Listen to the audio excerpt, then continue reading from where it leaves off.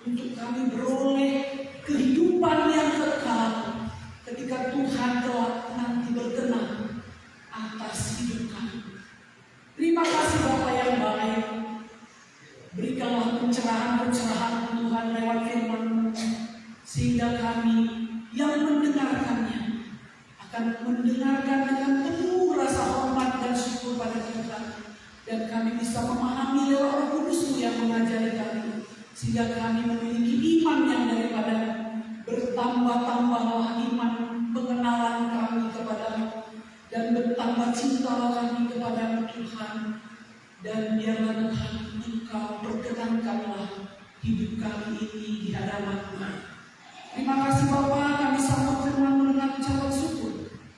Dalam nama Yesus kami berdoa. Amin.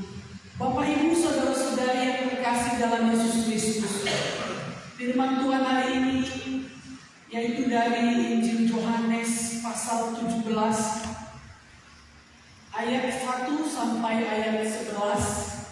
Yohanes 17 ayat 1 sampai 11. Ini adalah yaitu cerita bagaimana Yesus Kristus mengambil momen mendoakan murid-muridnya sebelum dia harus meninggalkan para murid-muridnya. Yohanes 17 ayat 1 sampai 11. Demikianlah firman Tuhan, doa Yesus untuk murid-muridnya. Demikianlah kata Yesus, lalu ia menengadah ke langit dan berkata, Bapa, telah tiba saatnya, permuliakanlah anakmu, supaya anakmu mempermuliakan engkau.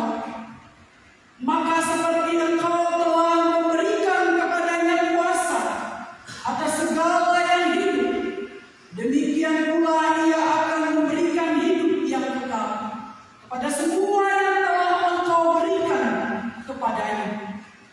Inilah hidup yang kekal itu, yaitu bahwa mereka mengenal Engkau, satu-satunya Allah yang benar, dan mengenal Engkau, Yesus, yang telah Engkau utus. Aku telah mempermuliakan Engkau di bumi dengan jalan menyelesaikan pekerjaan yang Engkau berikan kepadaku untuk melakukannya. Oleh sebab itu, ya Bapa, permuliakanlah aku padamu sendiri dengan kemuliaan yang kumiliki di hadirat-Mu sebelum dunia ada. Aku telah menyatakan nama-Mu kepada semua orang yang Engkau berikan kepadaku dari dunia. Mereka itu milik-Mu, dan Engkau telah memberikan mereka kepadaku, dan mereka telah menuruti firman-Mu. Sekarang mereka tahu bahwa semua yang Engkau berikan kepadaku itu berasal daripada-Mu. Sebab segala firman yang Kau sampaikan kepadaku telah Kusampaikan kepada mereka, dan mereka telah menerimanya.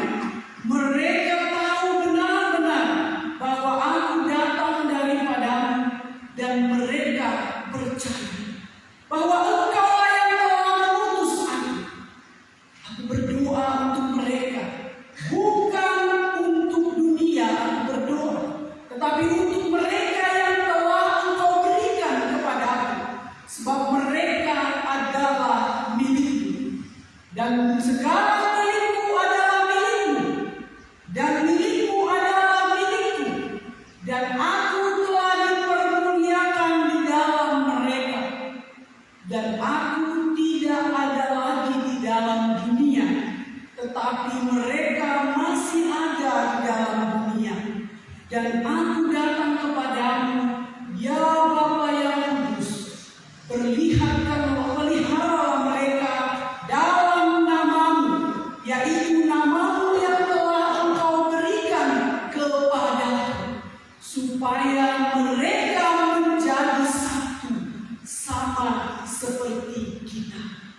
Amin. Bapak Ibu yang terkasih dalam Yesus Kristus, firman ini harus bisa kita renungkan baik-baik. Doa Yesus ini ya adalah satu doa yang dia panjatkan dari suara hatinya menjelang penyaliban Yesus, ya, di mana Yesus akan memikirkan murid-murid dan pengikut-pengikutnya, bukan memikirkan dirinya yang akan memikul salib itu. Bahkan dia mendoakan. Saudaraku yang terkasih, dalam masa sulit Yesus, saat-saat penderitaan itu harus dia tanggung.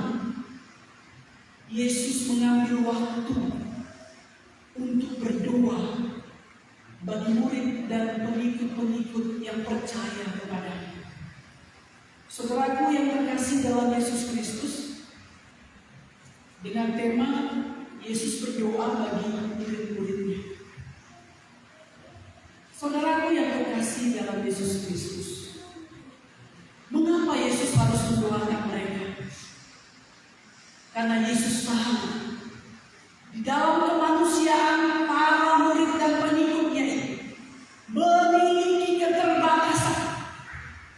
Sebentar lagi dia akan meninggalkan para muridnya. Jadi dia tahu bagaimana apa yang sedang dirasakan para muridnya ketika dia kelak akan meninggalkan mereka. Itu sebabnya Yesus harus berdoa dengan sungguh-sungguh kepada mereka, supaya para murid itu diteguhkan dan dikuatkan. Itu sebabnya pada minggu lalu, biasanya kalau orang mengalami perpisahan, tangisan pasti ada, kesedihan hati pasti ada. Ya, belum bicara tentang kematian. Anak kita yang sekolah jauh aja pun, untuk melepaskannya, hati kita ada sedikit merasa terharu dan sedih. Waduh, yang mana sana? Waduh, semua galau hati kita. Apalagi kalau ditinggalkan selama-lamanya. Misalnya kematian saudara-saudara yang kita kasihi, orang-orang yang kita kasihi sudah terlebih dahulu meninggalkan kita. Itu juga akan membuat hati kita sedih. Tapi saudaraku yang terkasih, kalau minggu lalu dikatakan para murid-murid Yesus itu, karena mereka sudah didoakan Yesus dan sudah dicurahkan Roh Kudus kepada mereka, turun Roh Kudus itu kepada mereka ketika Yesus naik ke surga itu.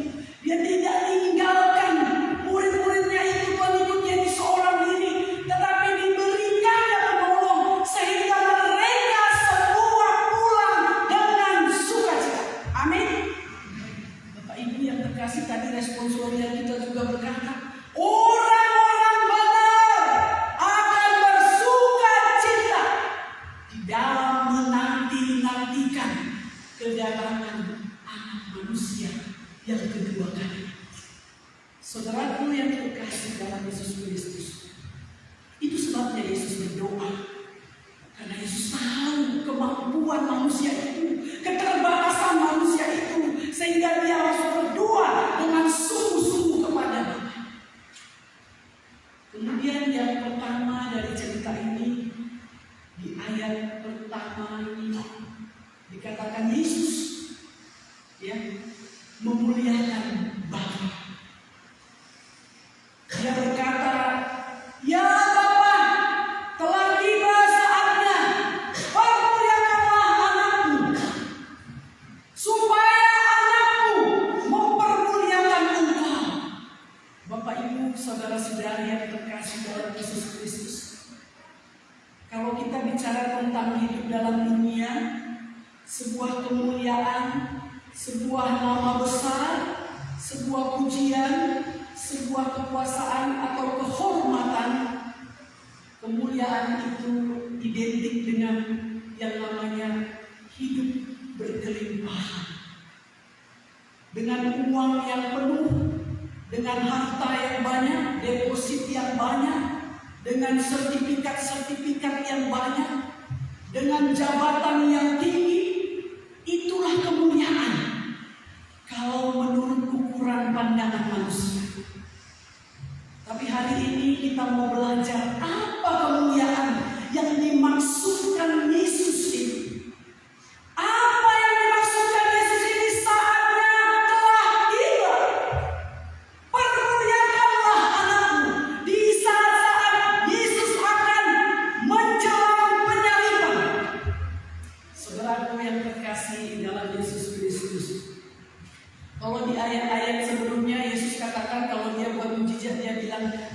Jangan bicarakan apa-apa.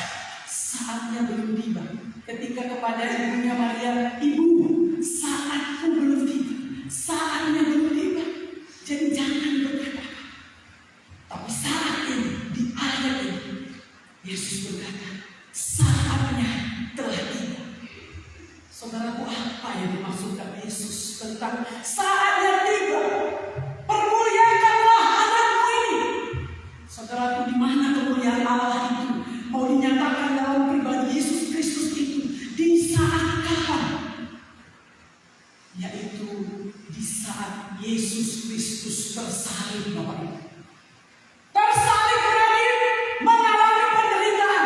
Salib itu adalah penderitaan. Salib itu adalah sesuatu pencobaan yang harus dia hadapi. Maka saudaraku yang terkasih dalam Yesus Kristus, epistel yang kita baca tadi, katakan intinya orang-orang Kristen itu yang percaya kepada Yesus Kristus menderita sebagai Kristen. Itulah kemuliaan untuk nama Tuhan. Saudaraku, kenapa? Karena kalau orang Kristen, saya bilang menderita. Kalau orang dunia bisa pakai jalan pintas untuk mendapatkan jabatan atau apapun, tapi orang Kristen nggak boleh. Dia harus dengan integritas yang tinggi memikul salib, menyatakan kebenaran. Kalau orang dunia berkata itu penderitaan,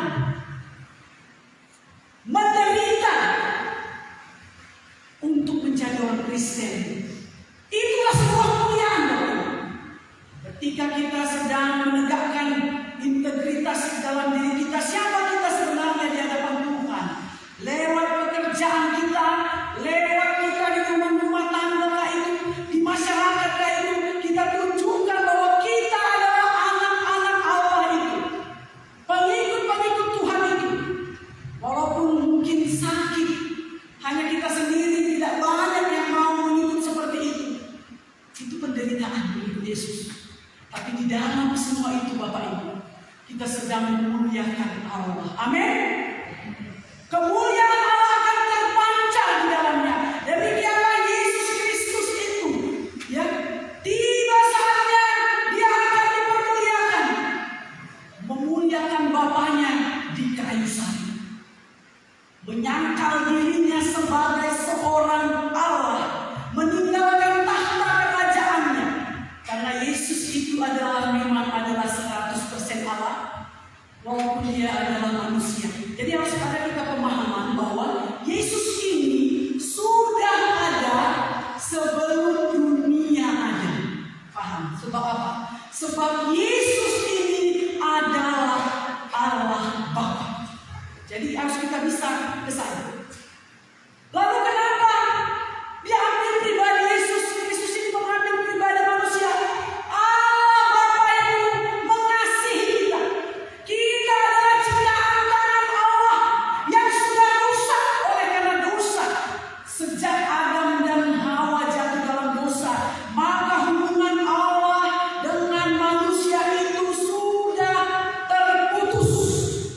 Allah itu adalah Allah yang Maha Kudus. Bahkan setiap orang yang harus melihat Allah mati tidak bisa melihat Allah. Itu di perjanjian lama kan? Karena kudusnya Allah.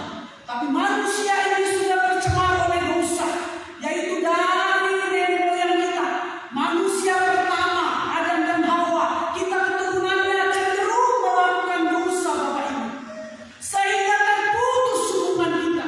Tetapi Allah itu sangat mengasihi ciptaan tangannya ini, buatannya ini. Dia ingin ada rancangan-rancangan indah di dalam diri manusia yang walaupun sudah dirusak oleh manusia, tapi dia mau perbaiki lagi. Gambar Allah yang sudah rusak itu diperbaharui.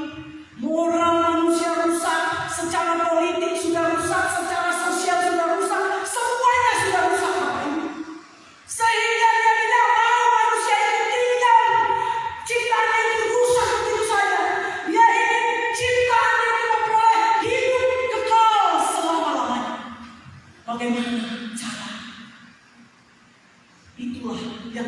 dilakukan Allah melalui pribadi Yesus Kristus. Dia sendiri datang mengambil pribadi Yesus, menjelma menjadi manusia, hanya memakai rahim seorang Maria, perempuan biasa. Itu hanya adalah wadah saja. Maria itu hanya wadahnya saja. Tapi sebenarnya Allah sendirilah yang berinkarnasi untuk mewujudkan maksud pekerjaannya atas manusia yang belum selesai, yang sudah dirusak oleh manusia.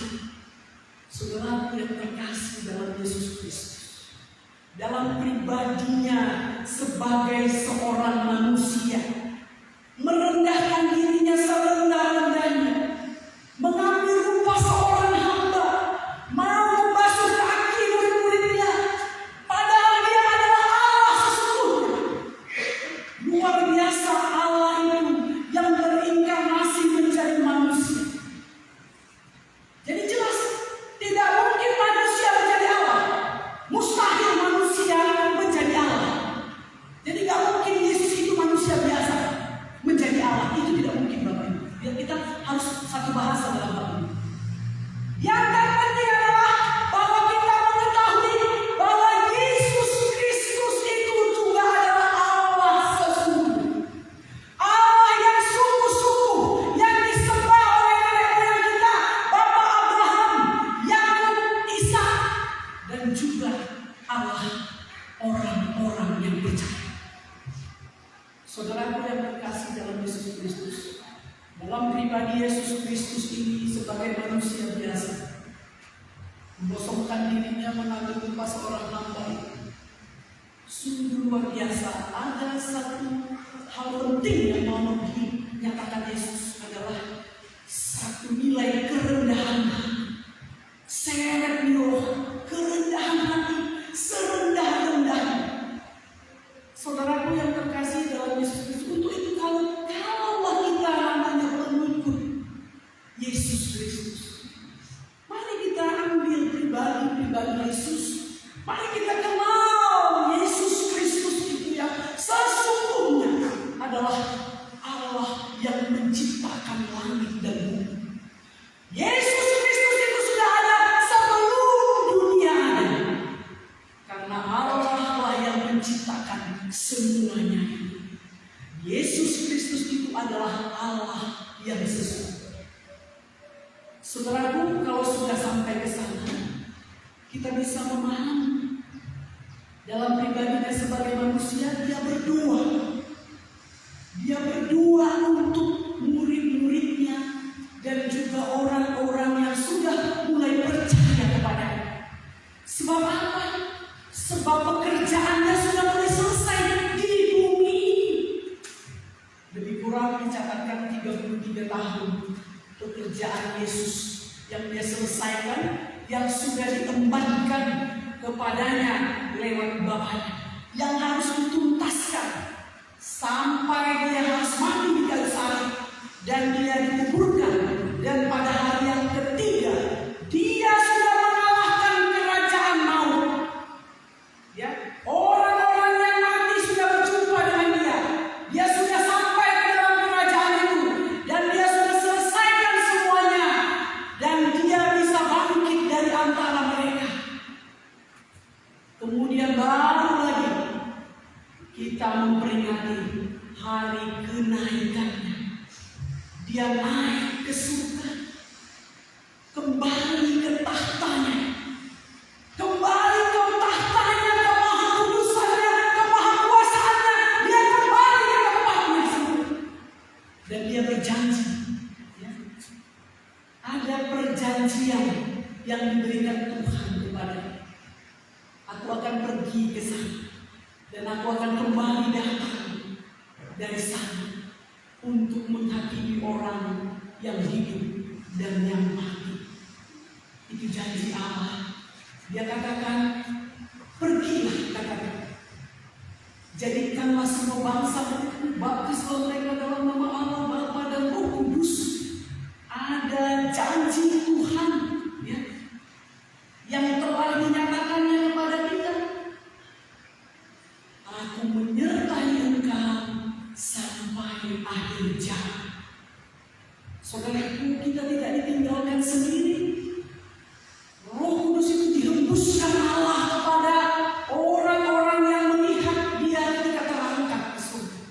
Sama seperti ketika Dia terangkat ke surga, kelak Dia juga akan datang dari surga ke bumi ini sebagai hakim yang adil, mengadili orang yang hidup dan yang mati. Saudaraku yang terkasih, dan Dia berjanji, aku pergi ke rumah Bapa, menyediakan tempat tinggal bagimu, karena di rumah Bapa banyak tempat tinggal. Percayalah dan jangan takut, aku menyertai engkau sampai akhir zaman. Saudaraku yang terkasih, kemuliaan Tuhan telah dinyatakan di kayu salib. Nyata kemuliaan Tuhan. Yesus bisa kuat memikul dosa-dosa manusia, kuat godaan-godaan ketika itu banyak sekali. Jika kau anak Allah, jatuhkanlah dirimu. Jika kau anak Allah, buatlah batu menjadi roti. Apa enggak menggelegar hatinya? Kecillah yang berarti orang dia Allah, tapi dia begitu sangat menahan diri, menguasai dirinya, menutup semuanya itu, merendahkan dirinya, yang mengabaikan setiap hinaan, ejekan kata-kata kepadanya, karena dia tahu di sanalah terdapat kemuliaan Allah. Ketika dia bisa menguasai dirinya, menunjukkan, mempermuliakan Bapaknya. Saudara yang dikasih dalam Yesus Kristus, pertanyaannya bagi kita, bagaimana kita mempermuliakan Bapa? Bagaimana kita mempermuliakan Bapa, mempermuliakan Yesus Kristus dan Roh Kudus, karena ketiganya itu adalah satu kesatuan. Saudaraku, maukah kita bersaksi seperti Yesus katakan, pergilah, kamu harus menjadi saksi dari Yerusalem, Samaria, Judea, dan sampai ke ujung bumi. Kesaksian yang bagaimana yang mau kita tunjukkan kepada orang-orang yang lain? Apakah kita menjadi batu sandungan juga bagi orang lain?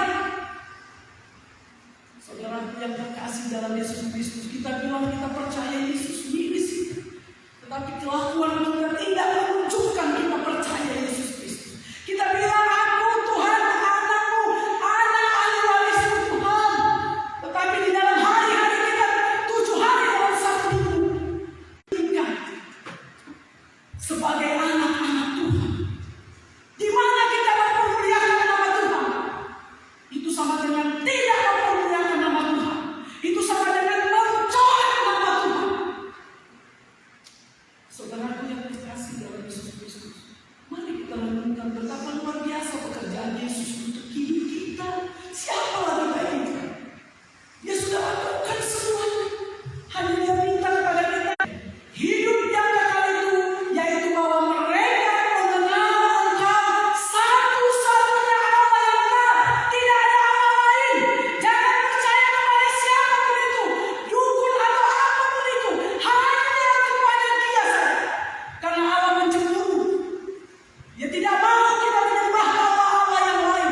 Tidak mau menyembah Allah-Allah keduniawian kita, menyembah harta kita, uang kita, jabatan kita. Allah ingin Dia yang disembah, satu-satunya Allah yang hidup, Allah yang berkuasa atas dunia ini, baik di dalam kerajaan maut, dalam kerajaan dunia. Dan jangan mimpi kita ke surga, jangan mimpi kita boleh hidup yang kekal kalau kita tidak punya pengenalan yang baik tentang pribadi Allah. Daripada kita tahu pribadi Allah, kenali Yesus Kristus, karena Yesus Kristus itu adalah Allah. Tadi dia sudah katakan, salah satunya Yesus adalah orang yang rendah hati, tidak ada kesombongan dalam diri. Ketika kita mengenal pribadi Allah, maka di sanalah kita punya iman yang kuat dan percaya kepada Allah Bapa dengan sungguh-sungguh. Maka inilah pintu awal mula kita akan memperoleh hidup yang kekal itu.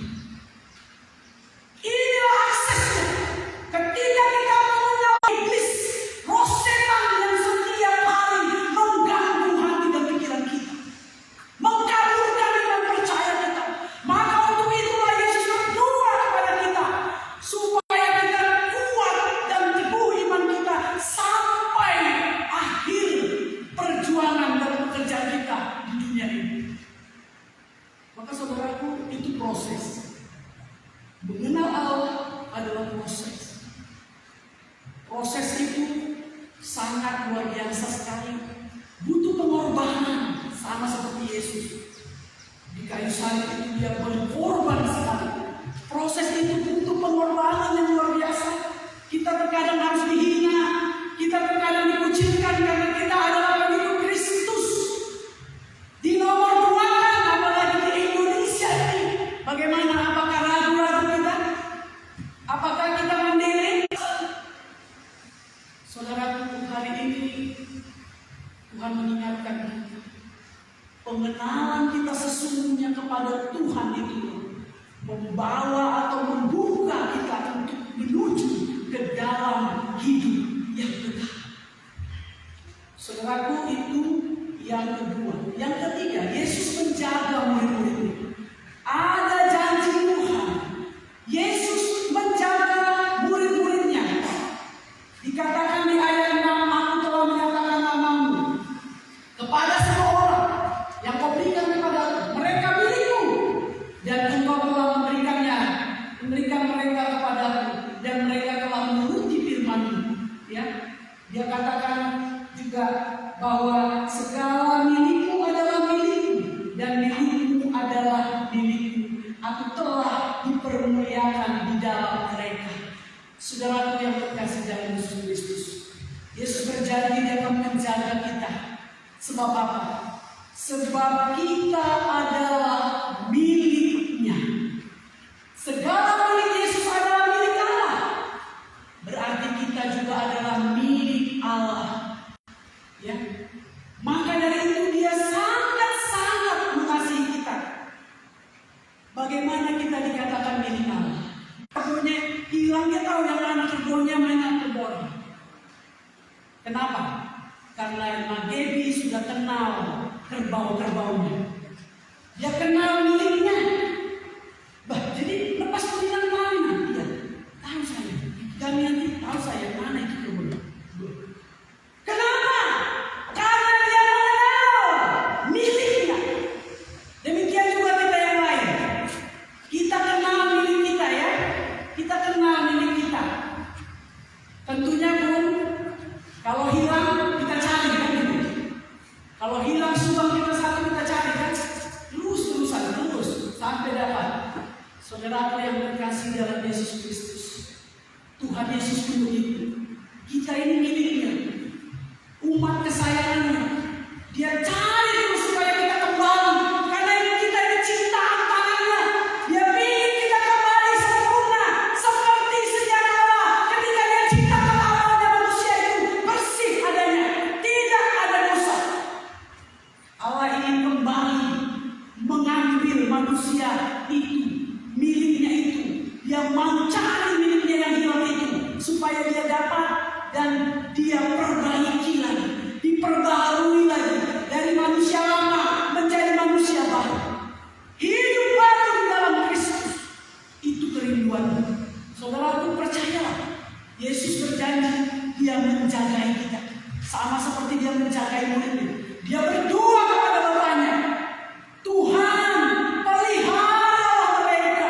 Bayangkanlah, Tuhan mendoakan, Tuhan Yesus berdoa, Tuhan pelihara jangan demikian sama dengan mati. Amin. Amin. Kalau sudah Tuhan yang berdoa, apa enggak luar biasa? Tuhan Yesus yang berdoa. Ya kan? Siapa yang suka didoakan? Semua kita suka didoakan. Makanya setiap disebut nama, amin saja. Amin saja. Ada yang menyebut nama saya, amin. Karena saya percaya doa orang benar itu punya kuasa yang luar biasa. Yang didoakan manusia itu sudah senang kita. Apalagi kalau Yesus yang berdoa. Amin. Ya saudara. Bapak Ibu yang terkasih dalam Yesus Kristus. Yang keempat, Yesus berdoa bagi kita juga. Ya. Yesus berdoa bagi kita. Yesus mau menguatkan kita, bukan saja para muridnya, tapi yang percaya kepadanya. Yang percaya kepadanya. Tapi dunia ini tidak mengenal dia ya. Bapak Ibu, dunia sulit mengenal Yesus. Maka dia memang katakan tadi, dia tidak berdoa untuk dunia, tetapi untuk murid-murid, artinya untuk orang yang percaya kepadanya. Dunia tidak mengenal dia. Itu sebabnya dunia menolak dia, menyalibkan dia, karena dunia tidak mengenal dia.